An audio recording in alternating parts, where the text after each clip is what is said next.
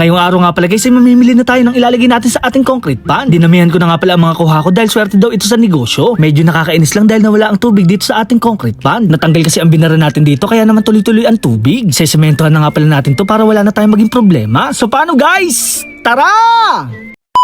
Ngayong araw nga pala guys ay i-update ko na kayo sa ating concrete pan. Ang kaso nga lang guys merong hindi magandang balita. Nalimas kasi ang tubig sa ating pan dahil ito ay tumagas. Kapirasong tubig na nga lang pala ang natira dito at dahon ng saging. Hindi ko nga pala napansin to kahapon dahil napakarami nating ginagawa. Sesementohan ko na nga pala to at gagawa na natin to ng paraan. Loob at labas na nga pala natin to tatakpan para naman sigurado. Hindi naman tayo mahirapan sa pag-water change dahil sa air pump na to. Gagamitan na lang pala natin to ng timba sa pagdidrain ng tubig. Bago naman tayo mag-apply ng semento ay kailangan muna natin tong tuyuin. May nanomano ko na nga pala to para maging mabilis at sigurado. Kailangan nga pala tuyong-tuyo itong sahig para naman kapag nagsemento ay mabilis matuyo. Mabuti na nga lang meron pa tayong tirang buhangin at semento. Tamang-tama nga pala to sa butas na ating paglalagyan. Lalagyan mo lang naman to ng tubig at paghahalo-haluin at pwede nang gamitin. Mabuti na nga lang guys pumasok na ang gagawa ng tindahan. Nagpatulong na nga pala tayo para hindi na tayo mahirapan. Siniksi ko naman to sa loob para masigurado na wala nang maglilik. Kagaya naman ng sinabi ko, lalagyan nga pala natin to sa loob pati na rin sa labas. Hahantayin na lang pala natin tong matayo para malagyan ng pintura. Habang naghahantay nga ay magdi-deliver naman tayo ng ating business. So paano guys? Tara!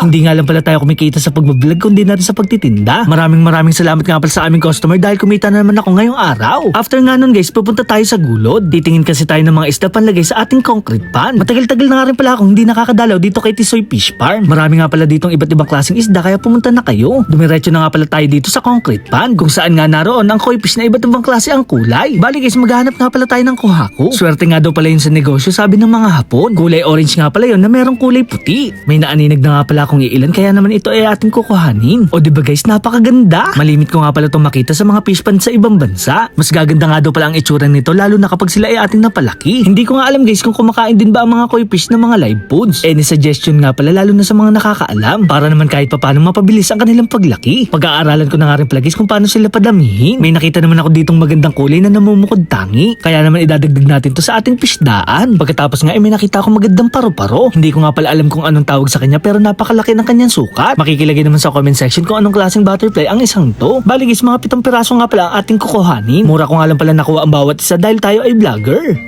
Kaya naman meron na naman tayong bagong koleksyon. Masaya na naman akong uuwi dahil meron na naman tayong bagong kaibigan. Speaking of kaibigan, dumaan nga pala ako kay Laboy Ubo. Ang kaso nga lang guys, mukhang masama ang kanyang gising. Naiintindihan naman natin siya dahil sa kanyang kalagayan. Napakarami kasing nadedo sa kanyang mga fry. Hindi naman kasi ako dadaan dito kung wala lang tayo ibibigay sa kanya. Baby brine shrimp nga pala to para sa kanyang mga fry na flower horn. Sa mga hindi nga pala nakakaalam, breeder nga pala si Boy Ubo. Sa mga hindi nga pala nakakaalam, halos kalahati ang namatay sa kanyang mga alaga. Hindi ko nga alam kung sa ammonia spike o sa pinakain ng live tubey. Kaya naman nagbe-breed na siya ng panibago para hindi na siya mabad trip. Pagka-uwi ko naman sa bahay, agad ko nang nilagay sa ref tab itong mga koi fish. Excited na nga pala ako na mailagay silang lahat sa ating concrete pan. O diba guys, napakaganda nilang pagmasdan. Abangan nyo nga pala itong ating mga video dahil meron pa tayong panibagong project. So paano guys, hanggang dito na lang. Maraming salamat sa panonood.